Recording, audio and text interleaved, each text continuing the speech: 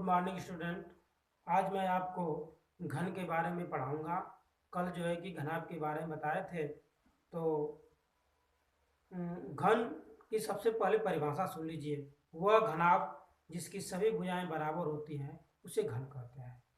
ऐसे एक एक दूसरे तरह से आपको मैं घनाभ और घन में क्या अंतर होता है एक चित्र के माध्यम से आपको मैं दिखा रहा हूँ। जैसे आप इस डिब्बे को देख रहे हैं, ये डिब्बा घनाभ का है, घनाभ के आकार का है। इसमें 6 आयताकार फलकें होती हैं, जैसे आप जानते हैं 1 2 3 4 5 और 6। और यह जो आप देख रहे हैं एक डिब्बा, यह घन घन के आकार का है। घन में और घनाभ में मुख्य अंतर क्या होता है? घनाभ की जो फलक होती हैं वो आयताकार होती हैं और घन की जो फलकें होती हैं वर्गाकार होती हैं। जैसे जितना इसका क्षेत्रफल होगा इस फलक का, उतना इस फलक का क्षेत्रफल होगा, उतना इस फलक का, उतना इस फलक का, उतना इस फलक का। जैसे पिछले वीडियो में आपको हम बताए थे कि घनाभ में 8 शीर्ष होते हैं, 12 कोरे होती हैं और 6 फलके होते हैं। सेम उसी तरह से भी घन में भी जो होती हैं 6 फलके होते हैं, 8 शीर्ष होते हैं और 12 कोरे होते हैं। इस चित्र में इसको फिगर में आप अच्छी तरह समझ जाएंगे इस घन में कौन कौन 6 फलकें होती हैं।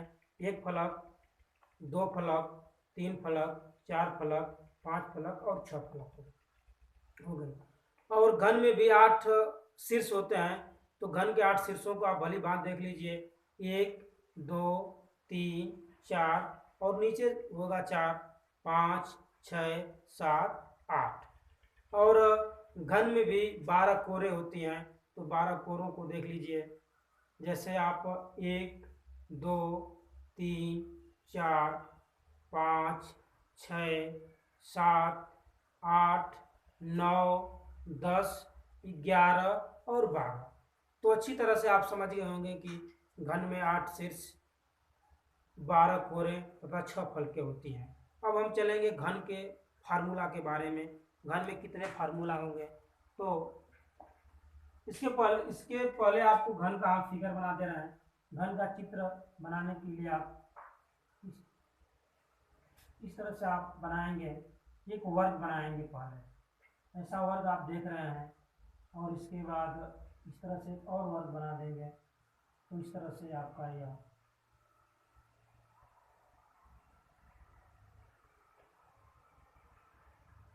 ये घन बन गया। ये घन हो गया आपका। इसकी भुजा ए, इसकी भुजा ए, इसकी भुजा ए, यानी घन की सभी भुजाएं आप जानते हैं कि बराबर होती है। तो ये घन का फिगर हो गया। अब घन के सूत्र के बारे में चलेंगे। घन के सवालों को हल करने के लिए कौन कौन सूत्र उपयोग में आते हैं? तो नंबर 1 आप देखेंगे घन का आयतन। पहले देखेंगे आप घन का आयतन। घन का आयतन का सूत्र होता है ए क्यू होता है। इसको थोड़ा समझिए कि घन का आयतन कैसे ए क्यू होता है। तो आप यहाँ पर ऐसे समझ लीजिए कि घनाभ का आयतन का सूत्र क्या होता है। तो घनाभ के आयतन का सूत्र होता है कि लंबाई गुणे चौड़ाई गुणे ऊंचाई। तो घनाभ में सभी भुजाएं लंबाई चौड़ाई ऊंचाई अलग अलग होती है, लेकिन घन में सभी भुजाएं बराबर होती हैं। इसलिए इसकी लंबाई भी ये होगी, चौड़ाई भी ये होगी और ऊंचाई भी ये होगी, और सबका आपस में गुणा कर देंगे, हो जाएगा आपका ए क्यू। इस तरह से घन का आयतन होगा ए क्यू। अब देखेंगे घन का पृष्ठीय क्षेत्रफल। घन का पृष्ठीय क्षेत्रफल। घन का पृष्ठीय क्षेत्रफल होता है 6a स्क्वायर। 6a स्क्वायर यह कैसे होता है? आप जानते हैं कि घनाभ का पृष्ठीय क्षेत्रफल का सूत्र होता है 2 कोष्ठ में L B plus B H plus H L. तो घन की जब बात करेंगे तो सभी भुजाएं बराबर होगी, इसलिए ऐसे लिख देंगे ए गुणे ए धन ए गुणे ए धन ए गुणे ए। इस तरह से आप गुणा करेंगे तो ए स्क्वायर धन ए स्क्वायर धन ए स्क्वायर, यानी सबको जोड़ेंगे आप तो हो जाएगा 3a स्क्वायर, और फिर कोष्टक तोड़ेंगे तो 6a² हो जाएगा। इसलिए इस तरह से घन का पृष्ठीय क्षेत्रफल हो जाएगा आपका 6a²। और फिर हम बात करेंगे घन का विकर्ण। घन का विकर्ण की लंबाई, घन के विकर्ण की लंबाई होती है आपका a√3। a√3 घन के विकर्ण की लंबाई होती है। तो फिर इसको आप समझेंगे कि घनाभ के विकर्ण की लंबाई, घनाभ के विकर्ण की लंबाई L बराबर होता है √L² plus b² plus h²।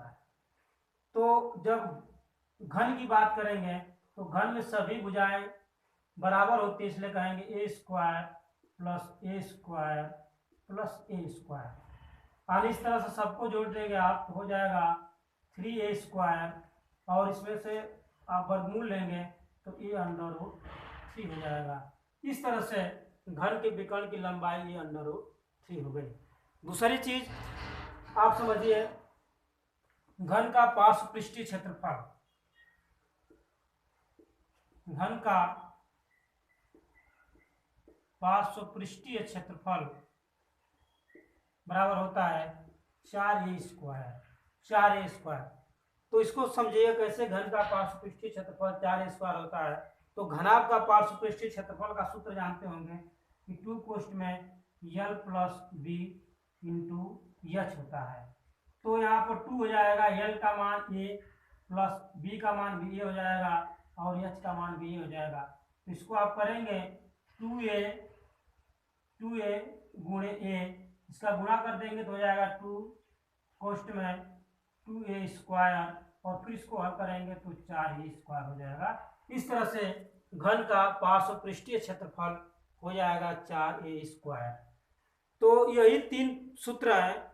आप जैसे देख रहे हैं, आयतन, पृष्ठीय क्षेत्रफल और घन का विकर्ण और घन के पार्श्व पृष्ठीय क्षेत्रफल, इन्हीं जो है कि 4 सूत्रों से घन के सभी सवालों को आप हल कर सकते हैं। एक बात बता दें, जब पार्श्व पृष्ठीय क्षेत्रफल की बात होती है तो वहां पर अगर आपको पूछा जाएगा कि चारों दीवारों का क्षेत्रफल की बात की जाएगी तो आप समझ जाइएगा कि पार्श्व पृष्ठीय क्षेत्रफल की बात होती है। अब आप कोई सवाल को हल करने के लिए सभी सूत्रों को याद करना पड़ेगा। आप सभी सूत्रों को अच्छी तरह से याद कर लेंगे तो सब सवाल को लगा लेंगे। ये क्वेश्चन आपको मैं दे रहा हूं, आप इसको समझिए। ये क्वेश्चन आपके सामने मैं बता रहा हूं कि वो एक घनाभ का आयतन,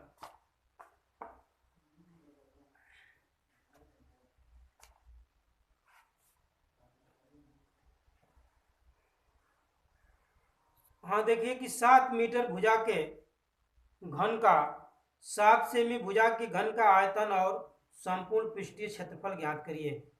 7 सेमी भुजा का कोई घन है, उसका आयतन और संपूर्ण पृष्ठीय क्षेत्रफल निकालना है।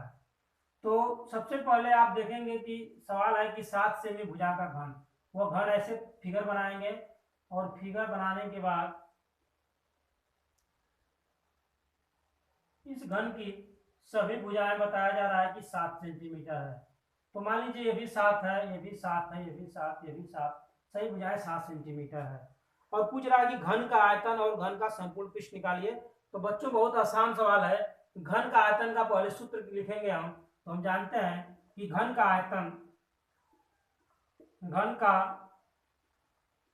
आयतन बराबर a क्यू होता है। और यहाँ पर जो है कि a का मान 7 है, a का मान 7 है तो आप क्या करेंगे 7 का होल क्यू कर देंगे और इसको हल करेंगे तो 7 गुणे 7 गुणे 7 बराबर आपका हो जाएगा, टोटल का गुणा करेंगे तो हो जाएगा आपका 343 मीटर क्यूब।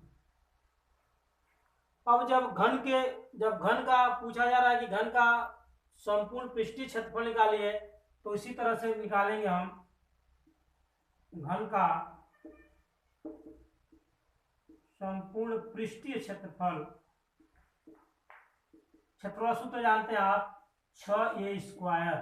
तो इसी में आप मान रख देंगे 6 और फिर ए का मान दिया है, आप मान जानते हैं 7 है, तो 7 का वर्ग कर देंगे, तो 6 गुणे 7 गुणे 7 बराबर जो होगा टोटल आएगा आपका 294 मीटर स्क्वायर, 294 मीटर स्क्वायर।